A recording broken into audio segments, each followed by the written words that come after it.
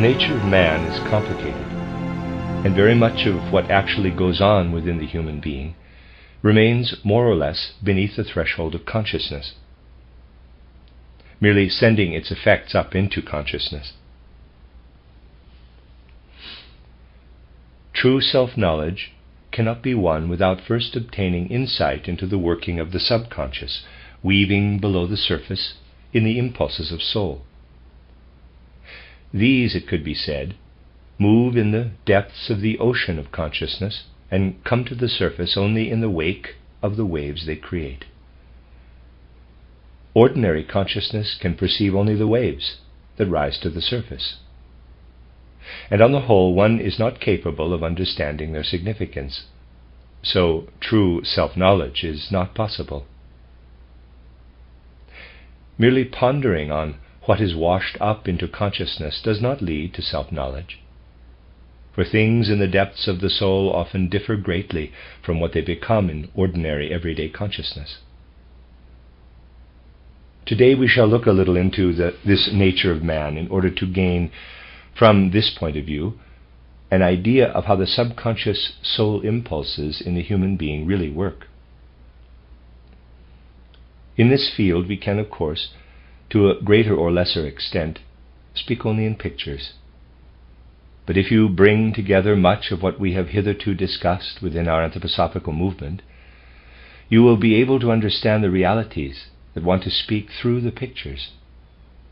We can say, the invisible nature of man, his ego, his astral body, his etheric body, work through his visible nature. So what is not manifest works through what is manifest. However, the manner in which what is evident works through what is not evident is very complicated. But if we work our way bit by bit through the various parts of this complicated process and place them all together, we shall in the end attain an overall view of the being of man. Even this, though, will always remain incomplete, for the being of man is infinitely complex. But at least we can gain a certain basic knowledge of human nature as a valid foundation for self-knowledge. Today we shall examine how the separate components of man's nature express themselves in a more or less pictorial or formalized manner through physical life. Here is a human being. To illustrate what I want to tell you, I shall start with what we recognize for earthly man as the aspect of which we are conscious, the ego. I must emphasize that pictorial explanations can very easily lead to misunderstandings, because things said earlier seem to contradict other things said later. Follow carefully, and you will soon notice that such contradictions are in fact non-existent. So, let us start with the ego nature of man, with that component we call our ego. This ego nature is, of course, entirely supersensible. It is the most supersensible part we have as yet acquired. But it works through the physical. In the intellectualistic sense, the ego works in our physical being chiefly through the nervous system, which is called the system of Ganglia, the nervous system radiating from the solar plexus. Diagrammatically, we can indicate this nervous system, this system of Ganglia, this system of the solar plexus thus, and there's a diagram, dark shading. It is active in a way which at first glance does not appear to have much to do with what in a materialistic sense we could call the life of the nerves. Yet it is the actual point of contact for real ego activity. This is not a contradiction of the fact that when we begin to see ourselves spiritually, we have to seek the center of the ego in the head. Since the ego component of the human being is supersensible, the point at which we experience our ego is not the same as the point at which it chiefly works in us. We must be quite clear what we mean when we say the ego works through the point of contact of the solar plexus. What it means is this: The ego itself is equipped with only a very dull consciousness. The ego thought is not the same as the ego. The ego thought is what is washed up into consciousness, but the ego thought is not the real ego. The real ego intervenes as a formative force in the whole human organism through the solar plexus. Certainly you can say that the ego distributes itself over the whole body, but its main point of contact, where it particularly intervenes in the formative element of the human organism, is the solar plexus. A better expression would be the system of ganglia, because all the ramifications are part of this process, the system of ganglia. It is a process that lives in the subconscious and works in this system of ganglia. Since the system of ganglia plays its part in the circulation of blood as well, this does not contradict the fact that the ego expresses itself in the blood. The exact meaning of everything that is said must be considered. It is one thing to say the ego intervenes through the system of ganglia in the formative forces and in all the life processes of the organism, but something else is meant when we say the blood with its circulation is an expression of the ego in the human being. The nature of the human being is, as I said, complicated. To understand the significance of what has been said, it will be useful to answer the following question. What is the relationship of the ego with the system of ganglia and all that is connected with it? How is this ego anchored, as it were, in the abdominal organs of the human being? When the human being is in a normal state of health, the ego is chained to the solar plexus and all that is connected with it. It is bound by the solar plexus. What does this mean? This human ego, given to man during the course of earthly evolution as a gift from the spirits of form, has been, as we know, subjected to the temptation of Lucifer. The ego, as it now exists in man, and because it has been infected by Luciferic forces, would be a bearer of evil forces. The truth of this fact must definitely be recognized. The ego is not a bearer of evil forces because of its own nature, but because it has become infected with Luciferic forces through the temptation by Lucifer. It is in fact the bearer of truly evil forces, forces which, because of the Luciferic infection, tend to distort the thought life of the ego toward evil. Since the moment when the ego was given to him, man has been able to think. If there had been no Luciferic temptation, man would think only good thoughts about everything. But as the Luciferic temptation did in fact take place, the ego does not think good thoughts, but thoughts infected by Lucifer.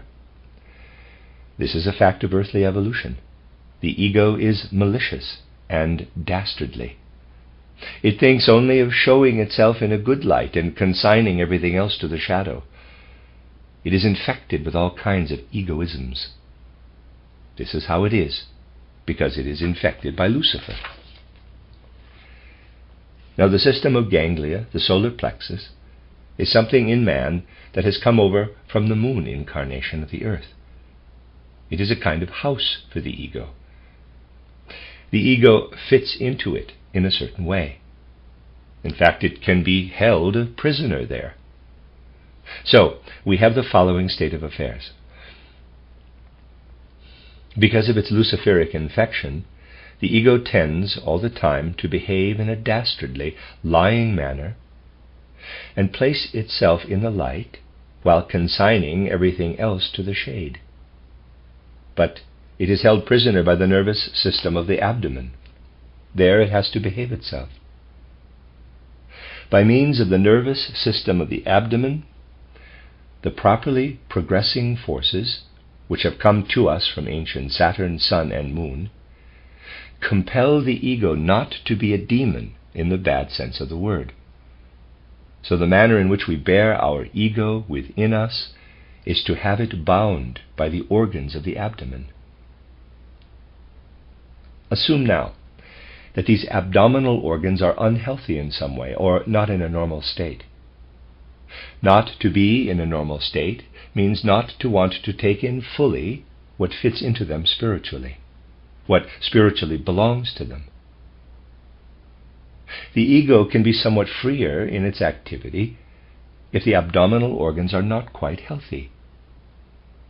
If this freeing is brought about by some physical hyperactivity, this can express itself in the human being in that the ego is let loose on the external world instead of remaining bound. When the ego behaves freely in this way, we have a case of psychological illness. The human being displays the characteristics of the ego infected by Lucifer. The characteristics of the ego of which I have spoken then make their appearance. There is certainly no need to be a materialist in order to understand fully the manner in which the spiritual, in this case the ego, can be bound to physical organs in life between birth and death, though in a way that differs from what is perceived by a materialist. There is no need to be a materialist to see how, in a manner of speaking, the devil can throw off his chains and break loose. This is one instance of psychological illness. The freeing of the ego, however, is not necessarily a question of psychological illness, because another state of affairs is also possible. In such an instance, it is not a question of illness in the abdomen, but rather a, in quotes, switching off of its normal activity. This is what happens in the great majority of cases of hypnotic consciousness. The functioning of the system of ganglia in the abdomen is put into a state, either by natural causes or by all kinds of mesmeric effects, in which it is unable properly to keep the ego under control. Thus, in this way, too, the ego has an opportunity to become more involved with its environment. It is not embedded in the system of ganglia and is therefore free to make use of channels to the outside world, which enable it to perceive from a distance all kinds of processes in space and time, which, when it is embedded in the system of ganglia, are processes which it cannot normally perceive. So, it is important to know that a certain relationship exists between the hypnotized state, which in a mild way switches off the normal activity of the processes bound to the system of ganglia in ordinary consciousness, and certain forms of madness, where the switching off is caused by deformation or illness in certain abdominal organs. If the ego is freed, if it feels, you might say, free of its chains and is linked not with its body, but with the spiritual forces in its environment, this is always, in a way, a pathological state, just as is also the case in madness. That is why some forms of madness are characterized by the appearance of spite, mendacity, cunning, and craftiness, everything that comes from Luciferic infection. The urge to place oneself in the light and consign others to the shadow, and so on. Now, you will understand why a person's constitution of soul depends on the very way the shell which binds his ego is fashioned. In order not to focus too closely on the human being and perhaps offend some human souls, let us instead look for a moment at a lion, a savage carnivore, and how it compares with a bull or an ox. You can see the difference. Even though the lion has a group ego, while the human being is endowed with an individual ego, we can still use this comparison. What is the difference between the lion's nature and the ox's nature? The lion is definitely a carnivore, while the ox is for the most part a vegetarian. The difference is this. What in the lion corresponds to his group ego is less bound. The forceful activity suitable for his abdominal organs makes the ego freer, lets it loose more on its environment. Whereas in the vegetarian ox, the group ego is more bound to the abdominal organs, The ox lives more bound up in itself. You can see why it can be good sense for human beings to become vegetarian, of course, only if they so wish. For what does a vegetarian diet bring about? It makes the abdominal organs even more capable of binding the ego, which, if this does not sound like a paradox, leads to the human being becoming more gentle. His evil demon is more internalized and lives less in the environment. Nobody, however, should persuade himself that he does not possess this demon, for he does, but it is more imprisoned within him. It would be easy to set up an experiment to compare the behavior of hungry carnivores and hungry vegetarians. When hungry, one is apt to be less inhibited. So, it would be likely that the hungry vegetarians, who are in the habit of containing themselves as a result of their vegetarian diet, would be the more savage. For hunger brings about changes in the functions of the abdominal organs, which are then less able to fetter the ego than they are when satiated. I do not mean to be absolute in what I say, because the carnivore in any case binds the ego less strongly than the vegetarian. But I said that in comparison, the hungry vegetarian, in contrast to his state when satiated, is likely to be far more savage than the hungry carnivore, in contrast to his state when satiated. Human nature is indeed exceedingly complicated. One very good way of attaining some knowledge as a basis for true, genuine self-knowledge in life is to pay attention to the connection between the spiritual and bodily parts. I should add, though, that vegetarians should take care not to allow themselves to become too undernourished. If they are undernourished, they are in danger of damaging themselves, and then their chains, the prison for their devil, who shows himself in wiliness, lies, and so on, are weakened. They then let their devil out into the environment, and the environment is troubled by their problems. Either that, or else they themselves have the trouble. They fail to cope with themselves, for they either constantly have a mania for manifesting the various bad qualities of the ego, or, if they are well brought up, they have the urge to keep all this to themselves, in which case, too, it can happen that they fail to cope with themselves. All kinds of dissatisfactions arise in their soul. It is important to see this. Just as the ego has its point of contact in the system of Ganglia, so does the astral body have its point of contact in all those processes which are linked with the nervous system of the spinal cord. Naturally, the nerves run through the whole body, but in the nervous system of the spinal cord, we have a second point of contact. Included in this, of course, are, once again, all the processes connected with this spinal nervous system. I am not speaking of the cerebral nervous system. I mean the nervous system of the spinal cord, which has to do, for instance, with our reflex actions, and is a regulator for much that goes on in the human body. In the present context, we must include all the processes regulated by this nervous system. Again, we have to see that the astral body is either bound to everything connected with this spinal system, or that it can become free of it, through illness or through partial somnolence brought about by mesmerism or something similar. The entity which is bound here received its luciferic attributes, which are mingled a little with ahrimanic attributes, as long ago as the time of ancient moon. Therefore these are weaker than the luciferic attributes of the ego, but they are present in the astral body too. If you want to turn your soul to a contemplation of the process by which this luciferic infection crept into the astral body, you will have to study what I said in my book, Occult Science, titled, about the separation of the moon from evolution as a whole. This infection made its appearance during the time of ancient moon. Here you will discover another reason for certain characteristics in the human being. characteristics of an hypnotic nature, higher hypnotic characteristics, which are bound in the main to the organs of the chest, and which bring in higher experiences than do the organs of the abdomen. At the same time, you will see that if something is not in order, so that the astral body cannot be bound as it should be, something can again come about which is a psychological illness, a psychological disorder.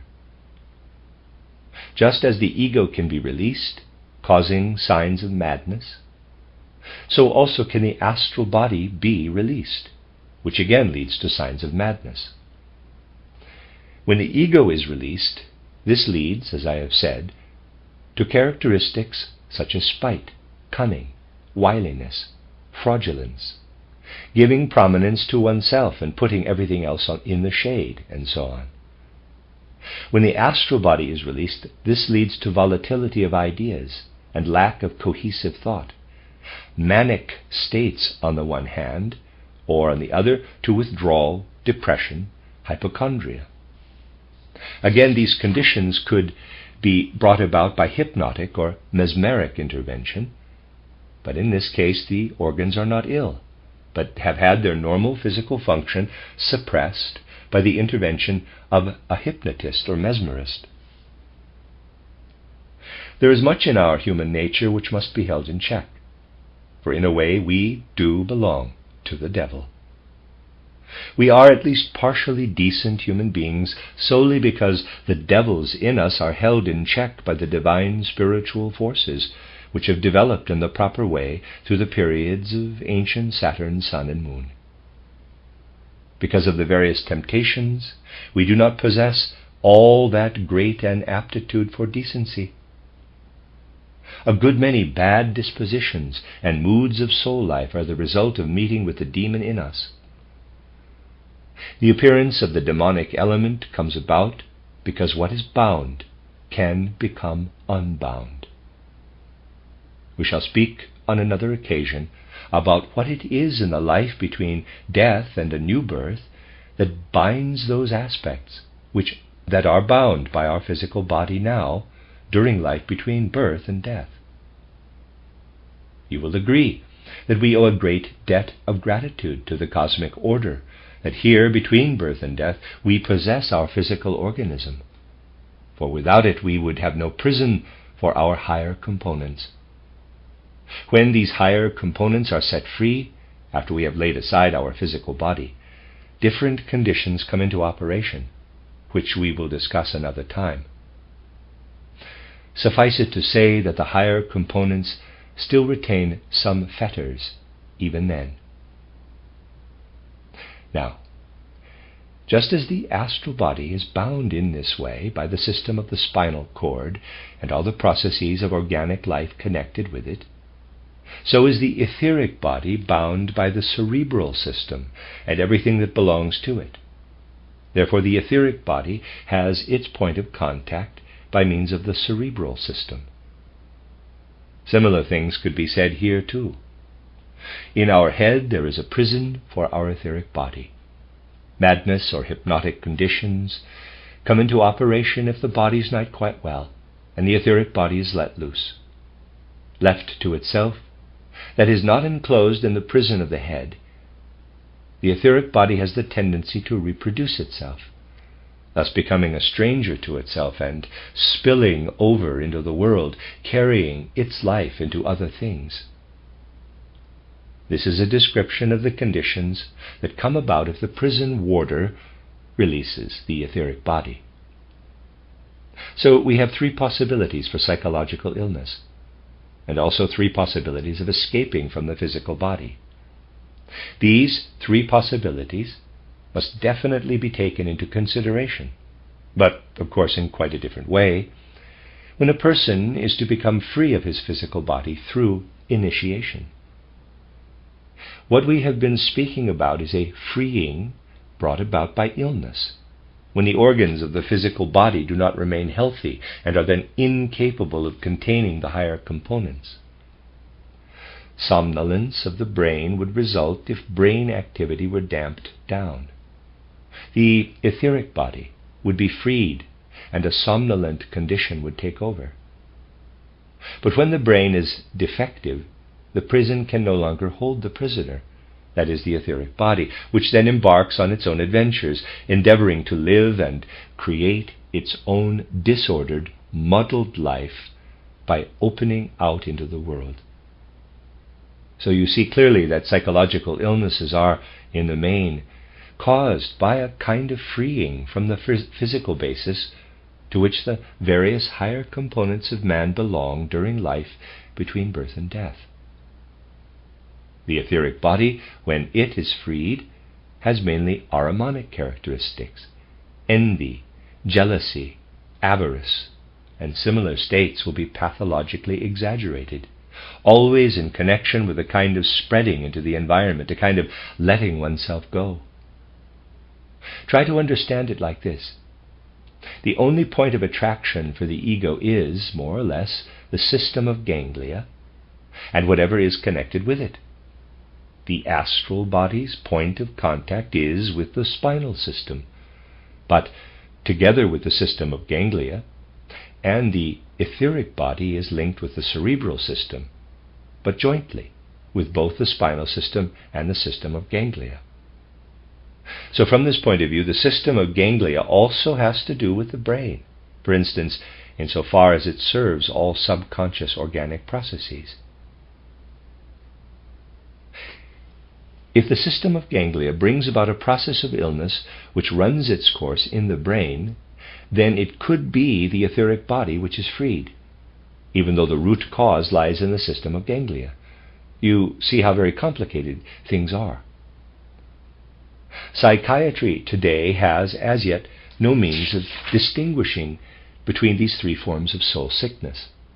Psychiatry will only achieve some degree of perfection when distinction is made between psychological abnormalities brought about by the freeing from bondage of the etheric body or the astral body or the ego.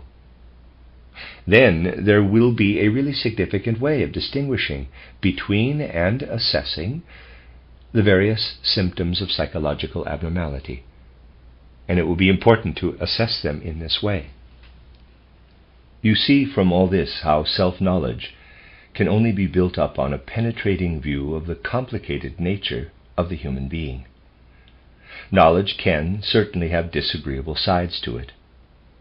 But knowledge is not supposed to be a toy, for it is the most serious matter in the whole of human life.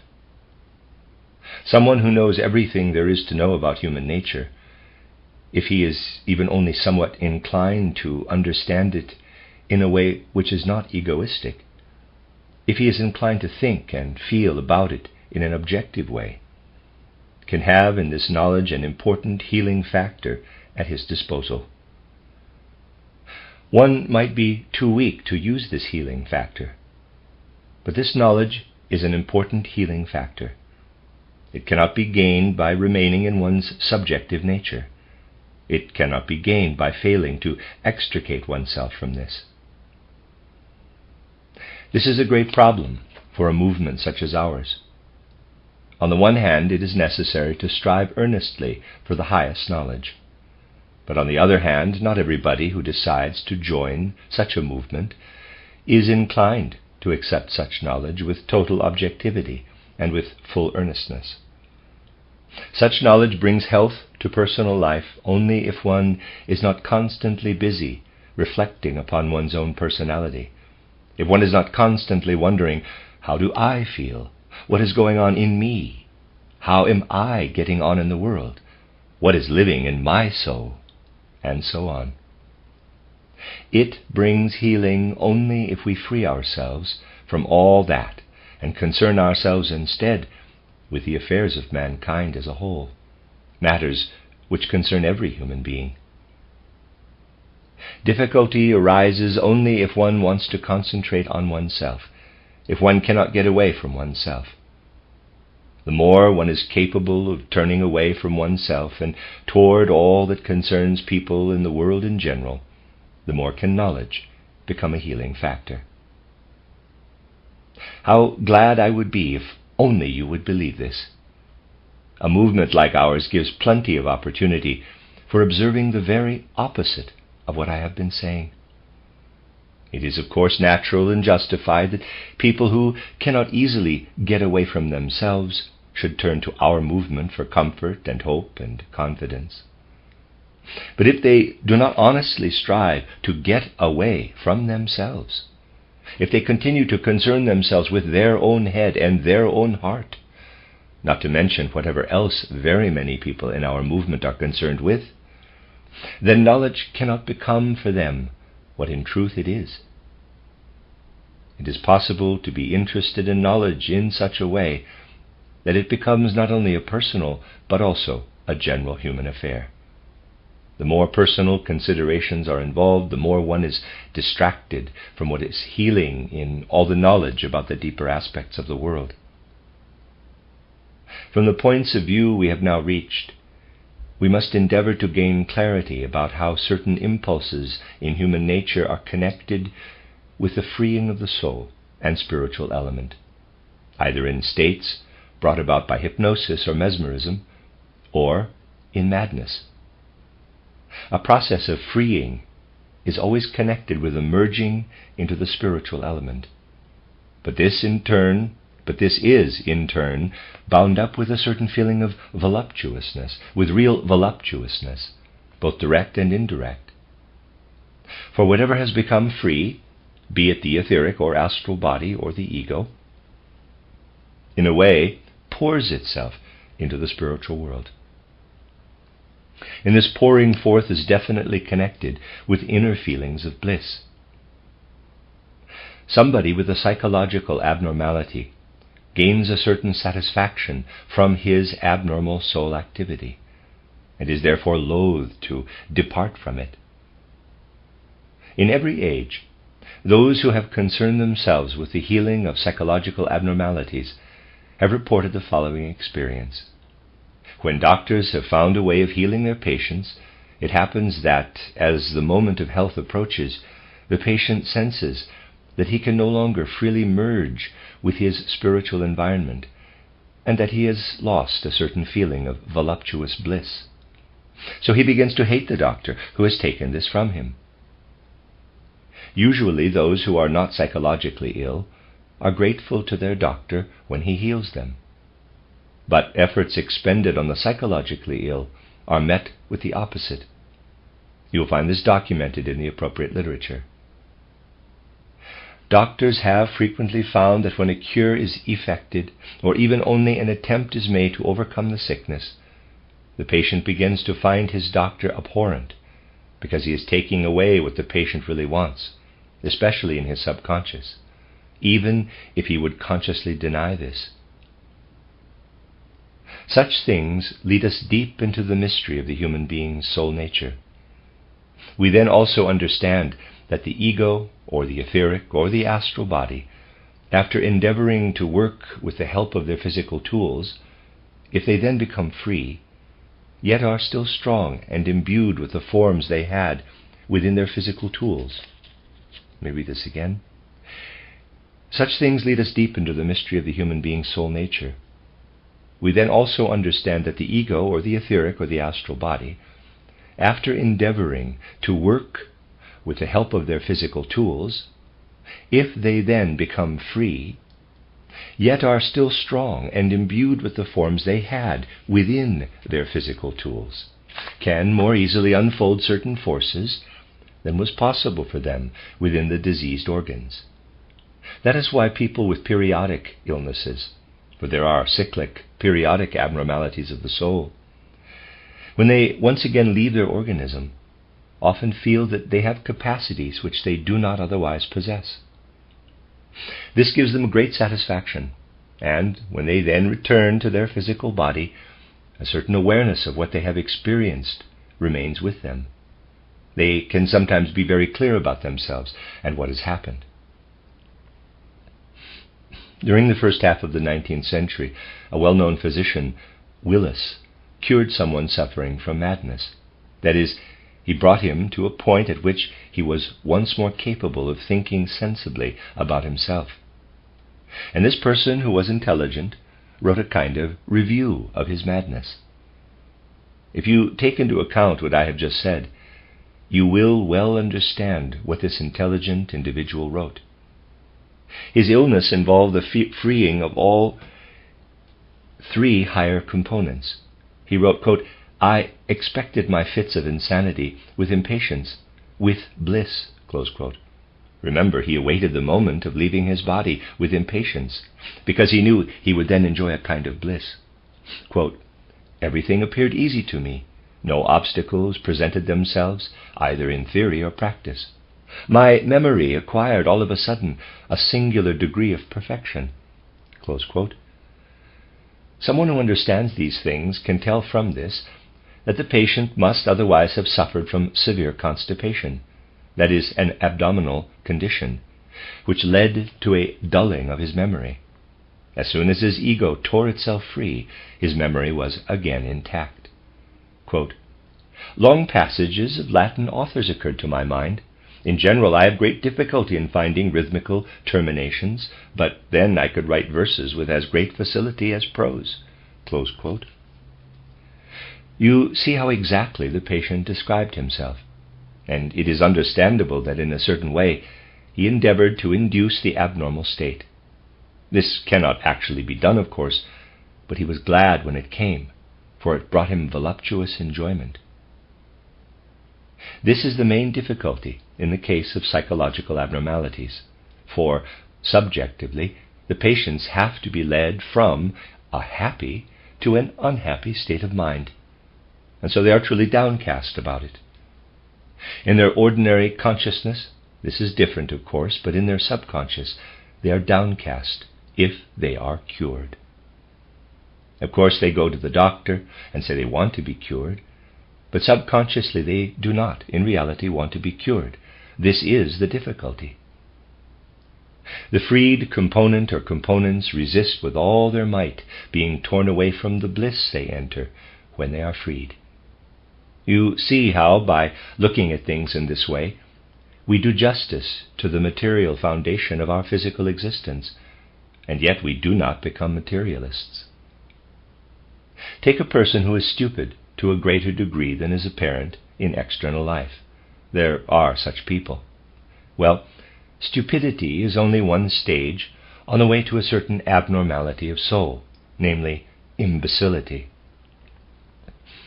The cause is possibly that the otherwise bound etheric body is free, because the brain is too compact and cannot achieve sufficient fluidity in the way it works. Perhaps this person shoots himself in the head without killing himself. Someone who knows what to look for might find that this is not a bad thing, as long as he has not done himself any other harm. For the resulting loosening of his compact brain might lead to his becoming clever. There are certainly known cases in which head wounds have led to people becoming more wide awake than they were before. There is truly nothing in the physically perceptible world as complicated as the nature of the human being. It is more complicated than anything else in the world. To understand man in his totality, you have to view him in the way I have been describing. We have seen, for instance, that in the human being, as he stands before us with his head, the activity of this head depends in some degree on the etheric body connecting up in the right way to it. Abnormal activity comes about if the etheric body is freed, if it is unbound. Because of the way the human being is normally organized, with regard to his sense organs and the nerves of his brain, the etheric body can have a normal relationship with the ordinary environment. What man is as a result of the special connection between his etheric body and his head makes him into a human being like all others in his existence between birth and death in the physical world. If we had nothing else about us except the normal connection of our etheric body with our head, all human beings would be the same. And there would also be no way of feeling connected with that part of our being that is immortal. for our head brings to us the experiences we have in life between birth and death through our senses, through the nerves of the brain. Consider this in connection with what I have said about the loss of the head during the course of reincarnation. What is now our head was in our previous incarnation our body, and what is now our body will become our head in our next incarnation. We know about this connection with our immortal part, which runs through all births and deaths, even though, without the wisdom of spiritual science, this knowledge can only take the form of a belief. Through our head we can understand this connection, but we can only have this knowledge because we have the system of the spinal cord as an organ of our astral body. This is where those ideas and feelings are wrought, which bring us into a mutual relationship with our immortal, our superpersonal part. Everything we possess only for this life between birth and death is given to us through the earthly solid element in our organism. On other occasions, I have pointed out that there is indeed very little of the solid element in our makeup, of which 95% consists, in fact, of fluid, of a pillar of fluid. The human being is a pillar of water containing only 5% of solid ingredients. Yet only this solid element can be the bearer of our ordinary thoughts in physical life, and only insofar as we are permeated by the fluid element with its pulsation can we know about our superpersonal part. And this fluid element with its pulsation is linked with the spinal system, which for the most part regulates this fluid element and its pulsation. How all this is related to certain things I have described on other occasions, to the pulsating rise and fall of fluid between the abdomen and the brain, I shall discuss tomorrow, for at the moment it would take us too far from today's theme. Now, because the human being bears the fluid element within him, he is linked with his superpersonal part. But this fluid element also establishes his specific personality. If we had only heads, we would all think the same, feel the same. But because we also have hearts, the fluid element, blood, and other juices in us, we are specific in some degree. For through this element, the hierarchy of the angeloi can have a part in our being. The hierarchy of the angeloi can intervene in us via the fluid element.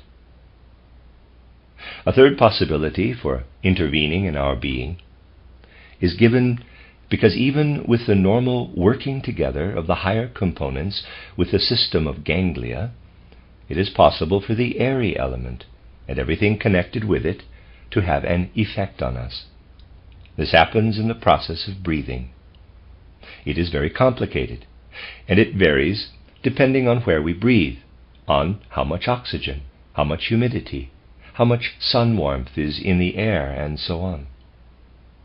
It is the hierarchy of the archangeloi, the archangels, who work on us via the airy element.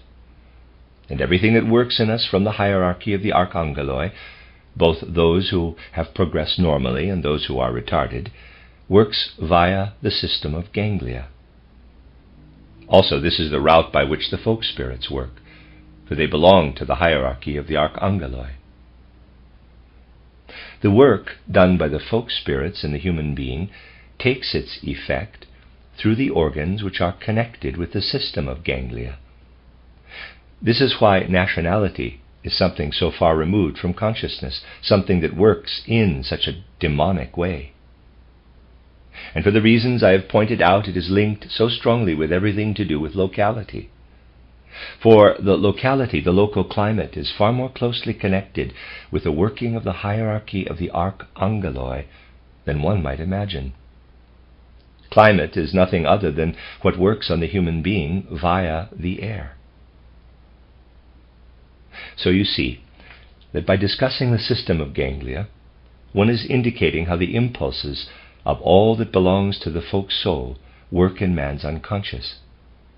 You will now also understand why, more than one might ordinarily think, belonging to a particular nation is connected with certain characteristics which are linked to the system of Ganglia.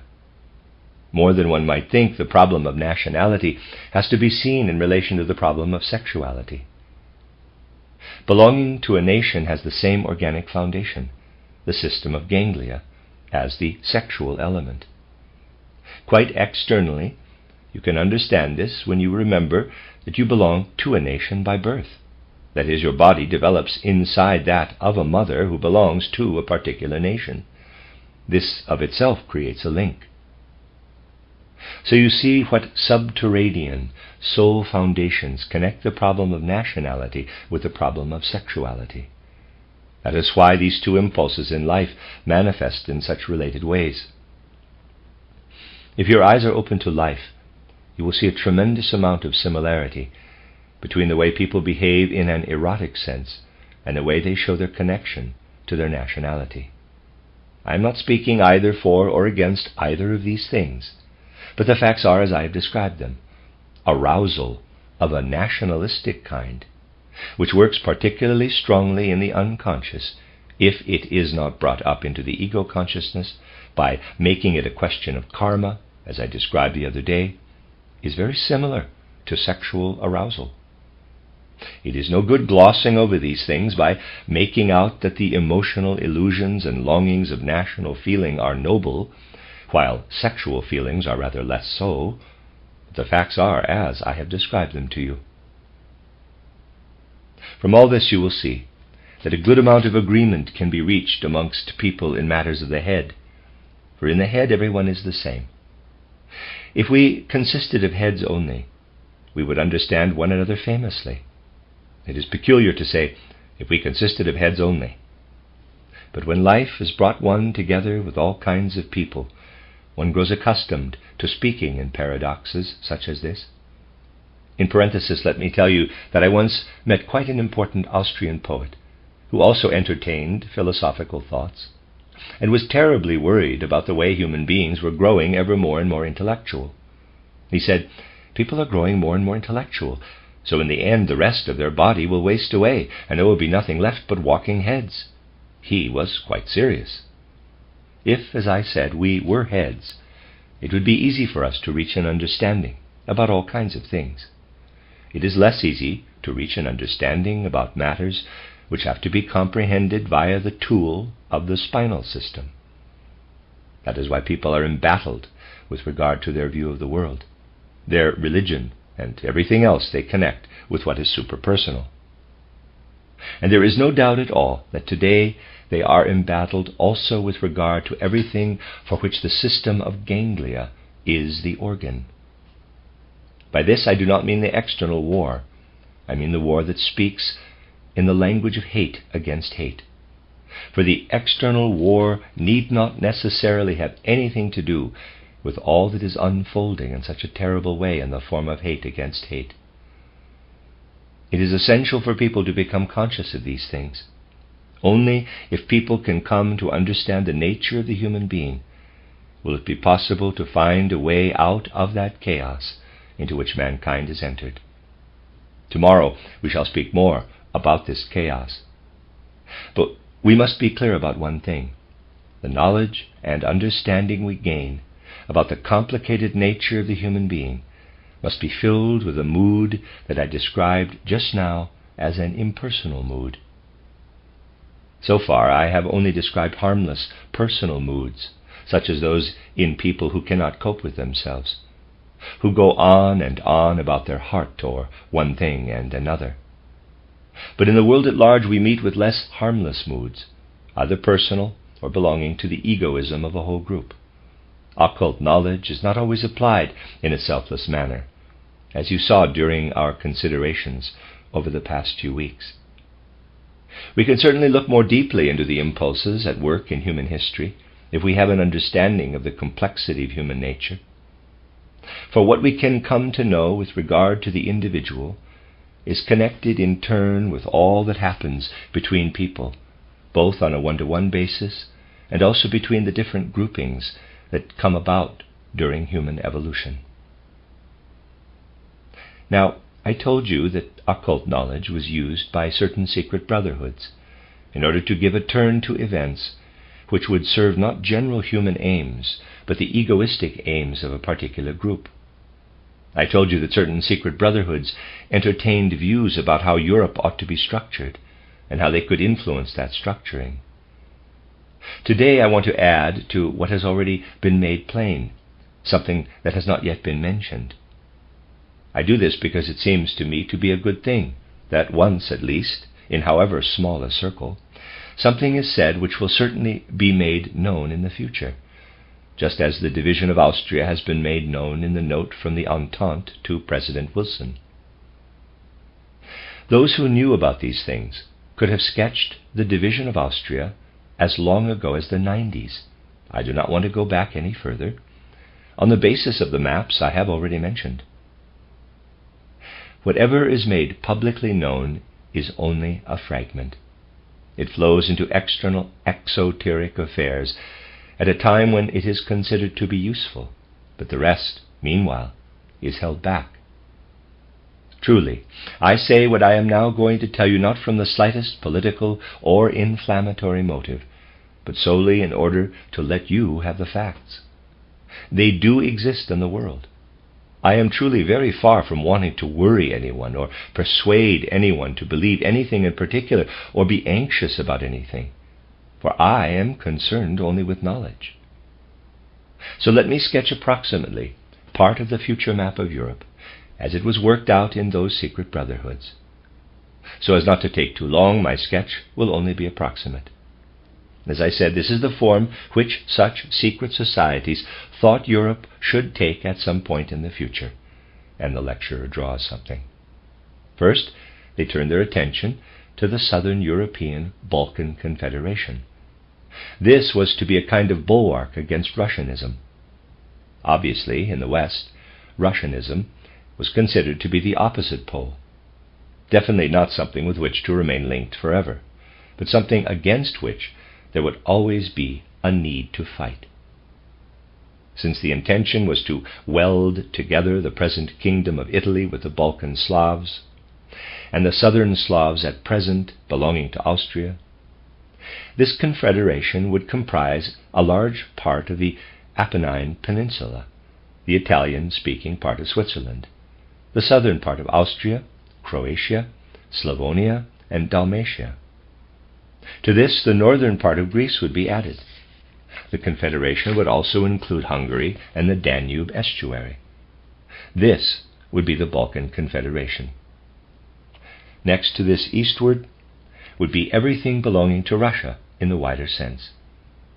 In the program shown in these maps, it was always, I mention this expressly, sharply stressed that however Poland might behave, it was a necessity of world history that the whole of this country should, whatever the circumstances, be returned to the Russian Empire. From the start, the program said that Poland, including the parts now belonging to Prussia, must once again be included in the Russian Empire. So, according to the program, the Russian Empire would include today's Poland, and also Galicia, reaching beyond the Slovaks. The part that I am shading here would dip in like a peninsula. This would be Bukovina, and the drawing was continued. Then would come France, which, starting at the Rhine estuary, would cover the territory over as far as the Rhine and the French-speaking part of Switzerland, and would be bounded here by the Pyrenees, and here something like this. Nothing much was said about the Scandinavian peoples. No doubt they have been granted a good long respite. The rest would be German-speaking Switzerland with Germany and the German parts of Austria. They would cover this area. And these colored parts would fall more or less into the sphere of influence, however that might appear, of the British Empire: Holland, Belgium, the coast, Portugal, Spain, the lower part of Italy. We can speak about the islands another time, and the southern part of Greece. So here we have a map for which the one we tried to draw on the board yesterday is clearly a kind of payment on account. The Central European part looks quite similar to that implied by the note from the Entente to Wilson. This is what was seen to be an ideal structure for Europe. I repeat yet again, this is not something remotely intended to influence anybody. All I want to show is that this structure for Europe, clearly traceable by me to the 90s or even the 80s, was taught in certain secret societies. The reasons for wanting to shape Europe like this were also always given. Ways and means, of course, the reasons were eminently sensible. For achieving this structure for Europe were more or less described. We shall talk about this tomorrow. Just let me say that I am not making this up. It is something that lived as a powerful impulse in many heads, something that had to be brought about, something that would have to be brought about by every effort. I know very well how ill will could easily maintain that it is improper, in consideration of a particular point, to say such things precisely here, of all places. But I do not want to be inflammatory, nor do I want to set up a picture of the future, either for those nations now at war or for those who are neutral. I have nothing to do with these things. I speak about them merely to show you the impulses which existed in those circles. What we have here is a picture of the future arising from endeavors to use certain impulses in the egoistic interests of a group. Those who are shocked to see what would disappear might remind themselves that we are concerned with the tasks of mankind in general. Things which emanate from the egoistic interests of a group are obvious, and there is no need to regard them as fateful, as pending fate. What I do regard as fatal, however, is the attitude of hiding one's head in the sand, of simply refusing to recognize such facts because they are uncomfortable, with the excuse that such things ought not even to be thought because they might cause disquiet. Of course, I know that it could be said, we should not speak about such things because they might upset people who are honestly striving to be neutral. But the foundations on which we stand ought to have enabled us to transcend this kind of upset by now. We should be capable of looking at what is really happening in the world. And when I say these things, it is on the assumption that you are sensible enough to take them in the right way.